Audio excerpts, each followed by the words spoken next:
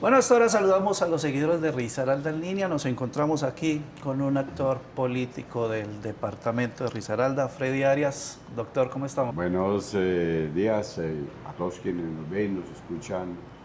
Un caluroso saludo, David. Buenos días. Bueno, doctor Freddy, usted ha desarrollado una labor comunitaria y política dentro del departamento y aún en la nación. Hablemos un poquito. A los 17 años, usted tuvo su primera presidencia en la Junta de Acción Comunal. Hablemos de esta experiencia. Bueno, yo siempre he dicho algo, David. El hombre es producto de la necesidad. Y eso ha sido, yo creo que en el transcurso de la historia del ser humano. Y digamos que yo me hago líder por una necesidad, sencillo, eso no tiene vuelta de hoja. Éramos muy pobres, vivíamos en el barrio San Felipe, mis padres pues muy escasos recursos.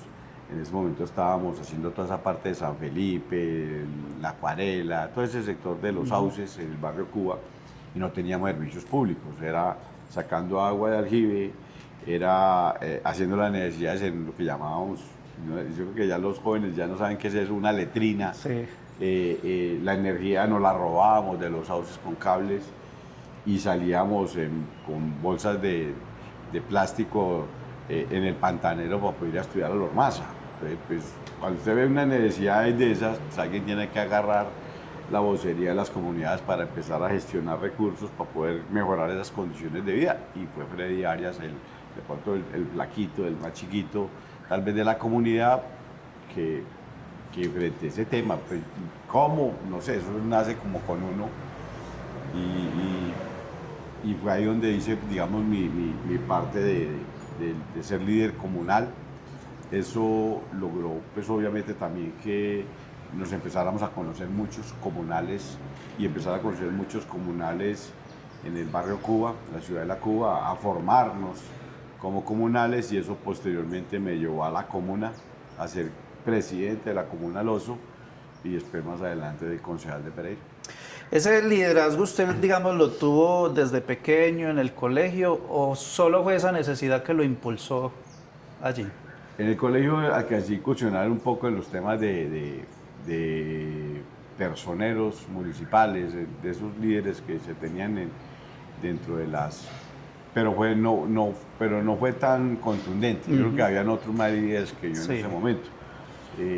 Pero yo sí siento de verdad que bajo la teoría de que el hombre se hace y se transforma por la necesidad, yo creo que ese tema sí lo tengo yo como calcado en mí. Hablemos un poquito de su papá, de su mamá, que son personas de allí de Cuba, su papá que trabajó allí en la calle. Mi padre fue un hombre, digamos que muy humilde, muy inteligente, no pudo estudiar, ni mi madre tampoco, no tuvieron los estudios, aunque era, mi papá era un gran matemático, ¿sabías? Sí. Eso, y hacía de todo, o sea, trabajaba la construcción, nos tocó que en su momento coger café en una hacienda que llamaba La Castalia, ahí me tocaba que garitearle a las construcciones, era un buen oficial de construcción, pero sus últimos años terminó manejando una carretilla, lo que un caballo, que es una carreta jalada por un caballo. Ya pues que ya hoy en día tiene uno que hablar así para poder Sí. que la gente entienda, porque ya no, eso no se ve en la Ya calle. son lenguajes diferentes. Eso ya no se ve. Y, y, y en ese aspecto yo nunca me monté en esas carretillas. Mi hermanito sí lo hacía, yo era como más pinchado, porque yo tenía, digamos, como bajo mi meta no meterme en el cuento a ganar plata en eso, sino estudiar. Entonces, digamos que yo era el que jalaba, era para estudiar, no para meterme en eso. Sin embargo, los sábados, los domingos me tocaba trabajar en un granero, en lo que llama un gran, en un supermercado con lista en mano, con domicilio y todo, del barrio Cuba, pero yo no me metía en el tema de la carretilla. Sí me gustaba mucho el tema de la construcción, me gustaba mucho, vi a mi papá en el tema de construcción también, y eso sí me encantaba, tanto que mi sueño era ser ingeniero civil. No lo pude ser por razones también de económicas. Entonces, era un hombre muy humilde, le gustaba el traguito bastante, como buen constructor que era, y como en ese gremio, el que Sí. no beba como que no sirve. Y mi madre, pues le tocaba también que salir a ganarse el sustento para poder sostener 4 hijos, porque pues, mi papá en medio también del trago y lo poco que se ganaba, pues terminaba, era muchas veces trabajando para el trago, no, Sí. no para la familia. Que en paz descanse, pues yo no, lo único que tengo es un amor profundo por mi padre, ojalá estuviera aquí para vernos cómo nosotros nos transformamos en la vida. Y él murió, tenía yo 17 años, más o menos por esas épocas donde me tocó que salir con todo. Me tocó salir con todo, a liderar el barrio, a liderar la familia, a liderar todo, porque mi papá muere y pues obviamente yo era mi hermana mayor, pero yo era el hombre mayor y me tuve que salir con todas esas responsabilidades. Y mi madre pues salir a trabajar en lo que pudiera. Normalmente era en las fábricas de confecciones, Nicole, me acuerdo de Nicole, me acuerdo de algunas Incoco, bueno, en algunas que ella trabajaba o con la plancha o aprendió a manejar la famosa máquina fileteadora, que es la máquina plana, y así, digamos, muchos años mientras nosotros íbamos saliendo adelante hasta que tuvimos la oportunidad de mejorar económicamente y ya pues hoy tenerla hace muchos años en la casa, ya pensionadita y pues obviamente sin ningún tipo de necesidades porque para eso nos tiene a nosotros. Sí. Freddy Arias también fue estudiante del SENA. Fui estudiante del SENA, claro. Uno sale de un colegio público como yo salí del Ormaza. Yo hago mi escuela Juan 23, Cuba, hago mi colegio en el Ormaza y traté de incursionarme en la Universidad Tecnológica, pero resulta que la Tecnológica, para esa época, pues las carreras buenas estaban de día. Sí. Y vos tenés que trabajar. Vos tenés que trabajar para poder salir adelante. Yo empiezo a hacer mi universidad en una tecnología en el día. Y acaso si no tener el carnet y un semestre, porque mi papá muere. Y pues obviamente ahí también se frustran muchos temas y empiezo a buscar la Universidad de los Pobres, el SENA. Y por fin era muy competido, yo creo que sigue siendo muy competido llegar al SENA, logro entrar al SENA a hacer electricidad de mantenimiento. Y ya digamos que yo ya empiezo a tener un reconocimiento ya un poquito comunitario en lo político y me ayudan para ser patrocinado por las empresas públicas de Pereira. Y era un buen patrocinio. Y eso le empieza a cambiar a uno la vida, porque ya empiezo yo a estudiar, a ganar algo. Económico, sí. Y cuando hago la parte electiva y cuando hago la parte productiva, pues ya me voy para las empresas a hacer esa parte práctica y ya ahí ya uno gana salario completo. Entonces ya empieza uno a mejorar. Pero además de eso ya por la vía política me posesionan como obrero en empresas públicas. Y pues fue unos 7 años que fue el total del tiempo que estuve yo en empresas públicas, colgado de un poste, un arnés, haciendo electricidad, cortando luz. Yo era el corte y reconexión, cortando y... Usted era el que quería de los barrios. Mucho. Tengo hasta todavía la cicatriz de un quemón de un contador que estaba envenenado cuando reconecté explotó. Y entonces digamos que fue una época muy linda, pues todo es de formación, todo es de seguir creciendo, de crecer en la vida. Yo lo único que tengo es agradecimiento con todo, yo no tengo ni pizca de queja de nada. Cada paso que di, o que gariteé, o que estuve en un supermercado, o que corté energía, o que estuve colgado de un poste, cada uno de todos esos pasos, o que vendí libros con el círculo de lectores. También pasó por ahí. Uy, eso sí que era bravo, vender eso es muy duro. Ahí le toca que decir, o me compro la Biblia o me la leo. O se la leo, para sí. Poder uno venderla a la gente, que era muy difícil.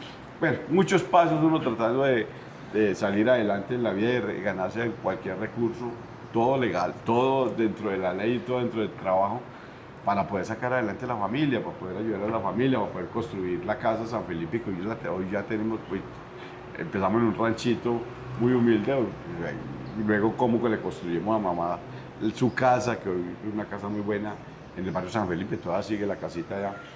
Entonces, digamos que todo es un enriquecimiento en la vida. Uno en la vida lo único que tiene que dar es gracias a Dios y gracias a todo, porque es la transformación que va sintiendo uno como ser humano. ¿En qué momento usted decide ya, digamos, el tema ya de pasar por el consejo, pues digamos ya de tener, digamos, como un trabajo estable?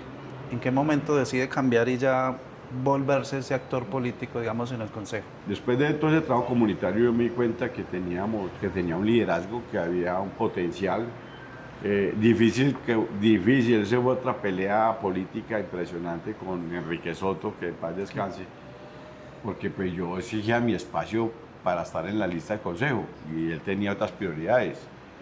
Y entonces tocó que voltear codo allá, decir, venga, yo también soy capaz, yo también tengo fuerza Sí. en Cuba para llegar al Consejo. Finalmente logré el espacio y no solamente logré el espacio dentro de la lista, sino que fui concejal en forma inmediata. Yo pues sin mucha parafernalia porque tenía una FR80, ese fue mi primer vehículo de movilización, fue una motico de FR80 y así hice la campaña del Hizo Consejo. campaña. Y logré ser concejal. Yo creo que llegué con unos objetivos claros y yo creo que fue un gran paso que yo tuve porque hizo parte de la formación de mis criterios, de mi pensamiento, de lo que yo creo que debe ser una corporación pública como esas. Hice 2 periodos, no me amañé. Y no me amañé porque yo creo que debería ser un espacio mucho más de discusión, debería ser un espacio mucho más de control político, debería ser un espacio mucho más de buscar el beneficio de la ciudad y se empieza uno a encontrar de que hay muchas cosas contrarias a lo que usted cree. Sí. Y entonces yo prácticamente estuve en oposición los 2 periodos. Y oposición ni siquiera por rebeldía, era que yo no me encontraba con lo que se aprobaba allá, ni de lo que se hacía allá con muchas cosas de mis criterios y de mis posiciones. Entonces, el primer año con Martalena fue difícil. Recuerdo que nos tocó el tema de Megabús y ahí yo me paré durísimo porque no había, el Megabús no nos iban a hacer lo que hoy es la calle 50 hoy. Y la calle 50, o sea, que todo el mundo bajara por el famoso Serpentín Sí. o la vía pues, vieja de Cuba por San Mateo, por Torres de San Mateo. Y yo me paré muy fuerte como presidente de la Comisión de Presupuestos. Eso fue una pelea con Martalena que hoy ya nos reímos de todo eso, porque de que eso había que aprobarlo. Y yo dije, venga, nosotros no lo aprobamos hasta tanto no nos garanticen los recursos para hacer la vía San Mateo, que se llamaba la vía San Mateo, Sí. que finalmente hoy es la calle 50, y hasta que no nos aprobaron eso, nosotros no aprobamos como Comisión de Presupuestos en ese momento. Además éramos una fuerza buena, porque Cuba en ese momento daba 7 concejales de Cuba, del barrio Cuba. Entonces, éramos Una fuerza, fuerza, sí. éramos fuerza y exigimos y se aumentó un poquito más la sobretasa a la gasolina en ese momento para que esos recursos pudieran irse a lo que es la calle 50 hoy. Entonces, digamos que son escenarios bacanos, muy chéveres que uno dice, sí se pueden hacer cosas, sí se pueden mejorar las condiciones. Y pues yo digo que fue un escenario de aprendizaje muy importante. Yo en el 2007, yo ya 2 periodos, yo qué más me quedo haciendo acá. Busqué dentro del Partido Liberal que si quisiéramos una encuesta, que hiciéramos algo democrático para sacar el candidato a la alcaldía de Pereira por el Partido Liberal. Eso nunca se dio, no sé lo que quisieron hacer, eso es a dedo. Entonces de ahí salimos varios del partido y termino yo aspirando a la alcaldía con un hombre, más que el Polo Democrático, y más que el Polo Democrático, yo lo hago es por Carlos Gaviria Díaz, quien era mi sensei, magistrado con todas las, con las mejores sentencias en materia de derechos, en materia de las libertades también. Entonces era un gran liberal. Para mí Carlos Gaviria fue el gran magistrado, el gran liberal, que ojalá hubiera sido presidente de este país. Y entonces fundó Liberales con Carlos Gaviria Díaz. Digamos un poquito en rebeldía también al partido y terminó siendo el candidato del Polo en el momento. Pero también lo vi como una especie de salida por la puerta grande del Consejo. Sí. Ahí sacó 10.000 votos y ya digo, me voy para mi profesión. Yo soy bueno haciendo esto, soy bueno también ganándome la plata como profesional y pues genero mi oficina de abogados, 15 años en ese tema, y yo creo que también fui exitoso en mi oficina. Y yo lo poquito, mucho que tengo hoy se lo debo a esta oficina de abogados. Al litigio Sí. lo hice, creo lo hice bien y fui exitoso en eso, económicamente y profesionalmente. Habla entonces de que fue a ejercer, ¿cierto? Porque también estudió el tema de abogado, también es magíster en dirección y gestión de gobierno. ¿En qué momento entonces decide otra vez direccionarse para el tema político? ¿En qué momentos decide otra vez virar el barco hacia lo político? Yo me quise dar como la oportunidad de que uno puede tener, digamos, una formación muy integral. O sea, la gente dice el político político o el técnico técnico. Yo creo que uno puede ser mucho más integral de eso. Yo creo que el político político, ese extremo de llevar todo al político o a la politiquería es malo, pero si vos también te volvés demasiado técnico, tampoco entendés el mundo en el que estás. Entonces, lo que rodea. es como buscar esa integralidad entre el conocimiento político y lo técnico, y yo he tratado en mi vida de hacer eso. Y por eso, digamos, me di la oportunidad, y me da la oportunidad Pipe Córdoba, de decir: camine Freddy, acompáñeme a Bogotá, yo quiero que esté en Bogotá, yo creo que crezcas profesionalmente, yo creo que te des esa oportunidad. Y me lleva a Bogotá 4 años, al principio muy difícil, y logramos, digamos, hacer un trabajo como Contralor Nacional de Regalías, parte mano derecha del Contralor Nacional, donde conocí y abrimos espacios, David, una cosa impresionante. Bogotá son otros niveles, Sí, ya es otro espacio. es otro espacio, es otro escenario, donde conocimos mucha gente que hoy están en puestos importantes, que tenemos muchos amigos allá. Y estando allá, estando en Bogotá, salimos de la Contraloría Nacional, me voy a hacer una asesoría a la Contraloría Distrital de Bogotá. Mi gran amigo es el Contralor Distrital, Julián Mauricio Ruiz. Y entonces llego aquí y me dice Patiño Diego, pues que nunca hemos dejado de ser amigos, son 30 años, me dice: Freddy, ¿por qué no me acompañas y me haces la gerencia de Juan Diego en Dos Quebradas? O sea, yo nunca he dejado de estar con Diego. Sí. O sea, a pesar de todo, yo nunca he estado con Diego, tanto que compartimos un apartamento juntos en Bogotá. Mientras yo fui contralor, alquilamos, él tenía un apartamento de 2 habitaciones, alquilamos un apartamento de 3 habitaciones, y hoy todavía lo tenemos en Bogotá. Hoy todavía compartimos, Diego Patiño y yo, ese apartamento, esos espacios en Bogotá, y, y íbamos perdiendo 3-1 en Dos Quebradas, Juan Diego, así llevan las estadísticas. Y me dice: camine, sea el gerente de la campaña en Dos Quebradas. Yo, pues, inmediatamente, sin dudarlo, donde pueda aportarle, yo aporto. Y sin dudarlo me voy para la gerencia de Dos Quebradas. Logramos en 3 meses revertir, digamos, lo que nos estaba pasando con la campaña Juan Diego. Logramos ganamos, y ahí soy el gerente del empalme. A mí me encantan, me meten en todos los encartes, me meten en todos los chicharrones, todos los chicharrones me meten a mí. Entonces soy el gerente del empalme entre la gobernación de Víctor y la nueva administración que llegaba, Juan Diego. Y ahí, digamos, que conocí que uno de las debilidades principales que tenía el empalme era el Hospital Regional de Alta Complejidad. Falta de información, le faltaban... Yo no quiero poner retrovisores, pero tenía muchos problemas. Tenía demandas para siniestrar el proyecto, tenía una demanda en contra administrativa para multar a la gobernación, no se habían aprobado los estudios y diseños definitivos, no había cierre financiero, una cantidad de cosas. Y yo, pues, obviamente, dentro de esa gerencia que hice, digo: gobernador, está pasando esto. Resulta que Patiño no me tenía para eso, me tenía para ser director de la cárcel. Y entonces arrancamos a ser, en ese diciembre, a las elecciones de cárcel. Y en el último minuto me pelaron, me ganaron. Julio quedó con eso. No me pregunté cómo, que no lo voy a decir cómo, pero yo supuestamente tenía las mayorías y se voltearon en el último minuto, en el último segundo. No fui director de cárcel. Entonces ya me ofrecieron, pues, que me metiera al gabinete. Yo, la verdad, no quería. Yo dije: no, pues yo vuelvo a Bogotá, algunos espacios que podía tener en Bogotá. Y entonces, bueno, ¿por qué no nos ayudas? ¿Por qué no te vienes y nos manejas el Hospital Regional de Alta Complejidad? Pues yo ya conocí el tema y otro chicharrón más, caminamos a hacerlo.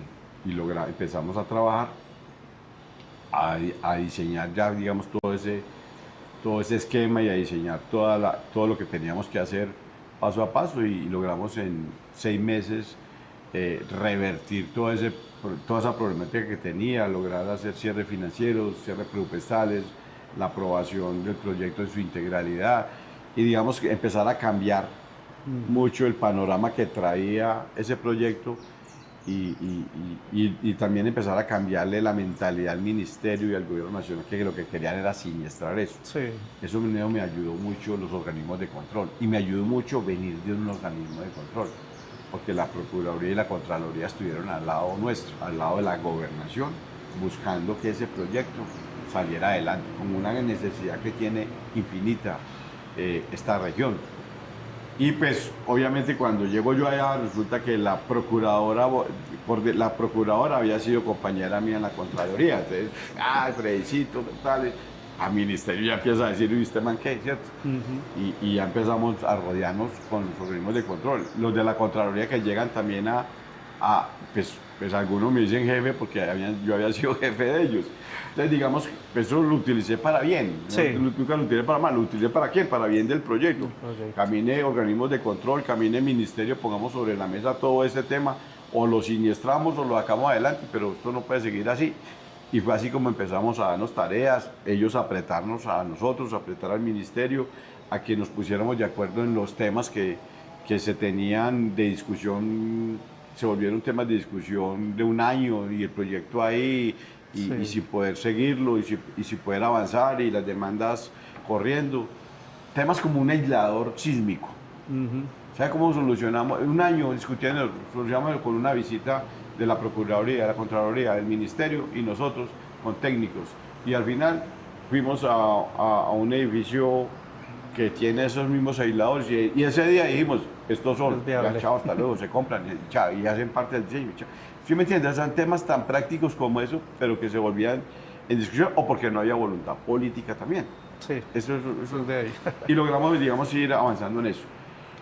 Ya viene pues que se gana, obviamente, al ganar Juan Diego, pues el papá queda inhabilitado para ser representante de la Cámara. O se retiraba, o se retiraba pues de estas próximas elecciones, o brincaba al Senado. No había otro porque Cámara no puede hacer más. Y ahí empieza el otro tema. ¿A quién es la persona que va a suceder, que va, digamos, a enarbolar las banderas de Diego Patiño, del patiñismo, que existe, totalmente existe? Aquí está claro que el Partido Liberal lleva muchos años dividido en dos, y los últimos 8 años se vio, pero con mucho más razón. La gente del Cambio, Gallo y Patiño por otro lado, esto llegando a acabar a y eso nos sucedió en los últimos 8 años, las últimas 2 elecciones a Congreso. Y en ese ir y venir, pues empieza a surgir el nombre mío, ¿cierto? ¿Por qué Freddy? Y pues, ¿por qué Freddy? Ya lo conté acá, porque pues llevo 30 años, porque yo no le conté que en el año 95, uno de los pasos que yo tuve, de los primeros, digamos, buenos contraticos y buenos puestos que tuve, que yo fui el asesor de vivienda de Diego Patiño en el año 95-97, antes de ser concejal. Y ahí hicimos un gran trabajo, pero Diego también aprendió a conocerme como funcionario público, como servidor público, y la verdad que le gustó mucho mi trabajo, tanto que todavía dentro de los discursos de Diego está todo lo que hicimos en vivienda en esa época. Y a partir de ahí no solamente hubo un conocimiento de lo que yo era, sino también de la persona y la amistad. Y logramos una gran amistad que hoy lleva 30 años, esa amistad de Diego y la mía, que vuelvo y repito, hasta el momento, hasta llegar a que compartimos apartamento en Bogotá. Y digamos que para usted escoger un candidato, David, pues usted lo que empieza a mirar es que llene una cantidad de expectativas y de requisitos, un checklist. Que sea viable. Un checklist. Entonces, bueno, yo tenía la experiencia comunitaria, tenía la experiencia política, llevaba 30 años en el equipo, era amigo personal de Diego, vi crecer a Juan Diego desde chiquito, las familias, Patiño mis hijos, ha hecho política, era de confianza, pues empezaron a llenar de chelis y terminé siendo que era Freddy Arias quien debería ser el candidato a la Cámara. Yo la verdad, como tal, yo pensé que nunca más iba a hacer política. Yo ya había de alguna forma colgado los guayos, que había colgado los guantes en ese aspecto y estaba pensando más en haber preparado mi hoja de vida como la conocen hoy los risaraldenses y estaba tal vez tratando de incursionar en ser magistrado. Ya. Y con Pipe Córdoba teníamos trazado ese tema de ser magistrado, o en Risaralda o a nivel nacional, o en alta corte. Estábamos en ese tema y pues no solamente por el tema de mi formación, sino también buscando una buena pensión. Sí, claro. Ya, yo he trabajado mucho, he sufrido mucho, ¿por qué no haber bueno los últimos tiempos que le quedan, las dos motiladas que le quedan a uno, vivan las buenas? Y entonces andaba en eso.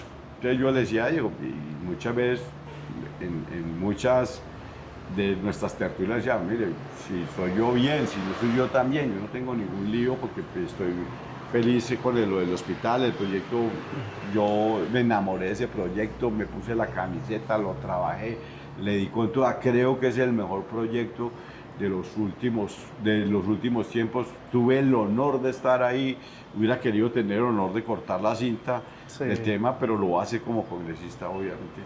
Y yo estaba tranquilo y feliz en lo que estaba haciendo, porque además soy de las personas que me entrego mucho a lo que hago y lo trato de hacer con mucho profesionalismo. Y pues al final se dice, no, es Freddy Arias, y aquí estoy en este camino de recorrer los municipios, buscando que la gente conozca esta trayectoria, que conozca lo que soy, que conozca qué pienso, y pues también darle las gracias a usted ahí y a quienes nos ven por darnos el espacio y traer este mensaje.